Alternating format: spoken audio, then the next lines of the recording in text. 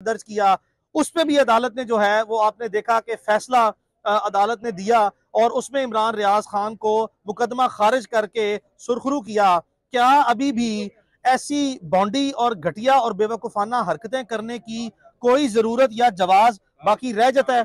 भाई वेट करें please, love you, बस वेट करें। और क्या ये ऐसी कोई जवाज या कोई बात रह जाती है जो इस वक्त भी, आज भी, जब पूरी कौम को पता है कि इमरान रियाज अगवा था, आपने उसकी गैर मौजूदगी में भी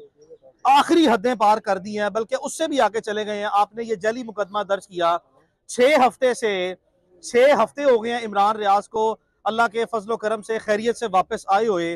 अभी इमरान रियाज चूंकि इस वक्त एक साइकोलॉजिकल, मेंटल और फिजिकल रिकवरी के फेज से गुजर रहा है और 144 दिन जो है वो जिंदगी मौत की कशमकश से निकल के अल्लाह ताला ने अपने फजलो करम से वापस भेजा है। अब हमने, अगर FIA ने इस मुकदमे को खारिज कर दिया है या खारिज कर देंगे तो आपके सामने आ जाएगा। बेहतर यही है कि FIA अपने ही गलत इकदाम को जो है वो वापस ले, ना कि फिर अब माजी में जितनी कार्रवाइयां FIA ने की हैं, इसको इम्यूनिटी का जो गुड टैग है इसको भी हम ऑनरेबल हाई कोर्ट या सुप्रीम कोर्ट में टेकअप करेंगे कि दर्जनों के करीब जो है वो जली और झूठे मुकदमात हम पे दर्ज किए जाते हैं और बाद वो मुकदमे खारिज होते हैं। तो हमारा पुरसाने हाल कौन है? या तो इस मुल्क में कानून जो है उसको तब्दील किया जाए, जहां पे रियासती इदारे जब किसी भी शहरी के खिलाफ जैली मुकदमे दर्ज करते हैं तो उसके पास रियासत के खिलाफ क्या रेमेडी अवेलेबल है, रॉन्गफुल कन्फाइनमेंट की, रॉन्गफुल प्रोसिक्यूशन की। इसमें अब नई कानून साजी भी जो है ये वक्त की अहम जरूरत है। तो इस मुकदमे में जो इस वक्त 17 अगस्त को दर्ज किया गया था,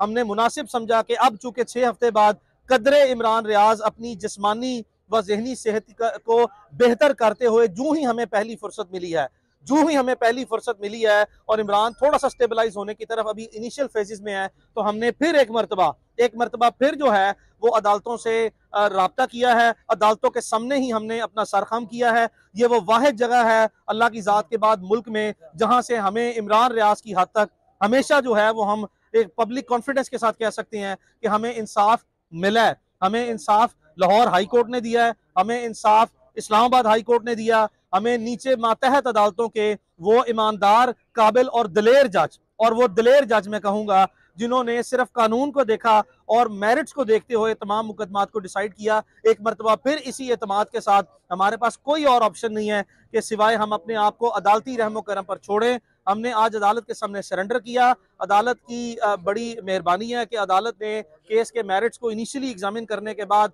हमें एड इंटरम बेल ग्रांट की है और अगली डेट ऑफ हेयरिंग जो है वो 28 तारीख मुकर्रर की है। अदालती हदायत को मद्देनजर रखते हुए हम इस केस में शामिल तफ्तीश भी होंगे, अपना भरपूर मौक़िफ़ जो है वो FIA को पेश करेंगे। अगर FIA इस मुकदमे को खुद ही खारिज करे और इमरान रियाज को बेगुनाह करे तो यही जो है वो कारीन इंसाफ होगा, और अगर नहीं ऐसा हुआ तो फिर अदालत में हम मजीद दलाइल दे के इमरान रियाज की बेल कन्फर्मेशन की तरफ जो है वो मजीद दलाइल देंगे। अभी आपसे गुजारिश ये है कि बहुत सी ऐसी बातें हैं, हज़ारों ऐसे सवालात हैं जो आपके जहन में हैं इमरान रियाज खान से मुतल्लिका, आप जानना चाहते हैं, पूरी कौम जानना चाहती है, पूछना चाहती है। बेशुमार ऐसे सवाल जो कि इंतहाई संजीदा नोयत के हैं। आप यकीन रखें इस बात पर कि इमरान रियाज वो सारी बातें आप जितना सुनना चाहते हैं उससे ज़्यादा बोलना चाहता है, जो आप पूछना चाहते हैं उससे ज़्यादा और आपकी सोच से ज़्यादा कहना चाहता है। लेकिन इस वक्त चूंकि इमरान के स्पीच के इशूज़ जो हैं वो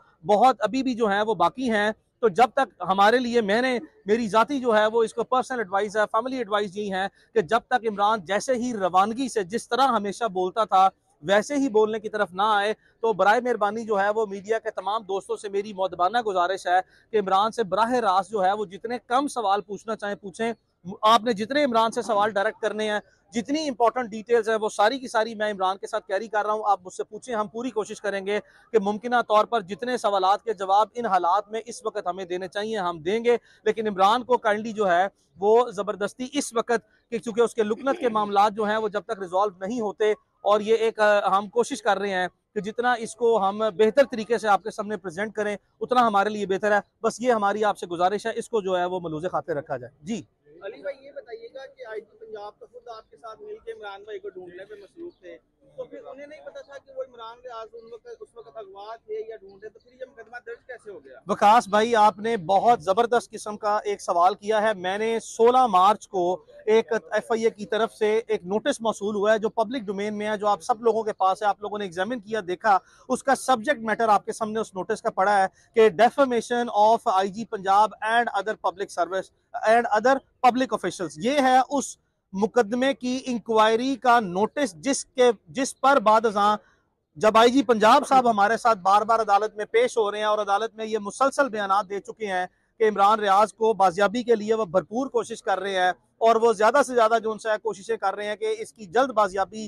वो हो सके। और इस तरह ये इसको कहते हैं क्लासिकल एग्जाम्पल ऑफ डिसऑनेस्टी, मैलाफाइडी। ये बेईमानी, बदनीयती और बददियानती की आखिरी हद और आला तरीन मिसाल है कि हम पर मुकदमा वही शख्स जो है वो मुतासिर फरीक बनकर दर्ज करवाने की हदायत देता है, या वो अपने ही डीएसपी मोहम्मद अली भट्ट नामी को डीएसपी है। भाई, मोहम्मद अली भट्ट का क्या ताल्लुक है एफआईए के मुकदमे से? रियासती इदारों के खिलाफ अगर कोई कार्रवाई करनी है तो क्या एफआईए ने अपने ही कई मरतबा सब इंस्पेक्टर या इंस्पेक्टर खड़े करके, असिस्टेंट डायरेक्टर खड़े करके मुकदमे दर्ज नहीं किए? तो ये बिल्कुल आपने दुरुस्त जो है वो इस बात की निशानदेही की है कि इन्हीं आईजी पंजाब के मातहत डीएसपी मोहम्मद अली भट्ट ने जानते बूझते हुए कि उसकी पूरी पंजाब पुलिस का सरबराह जो है वो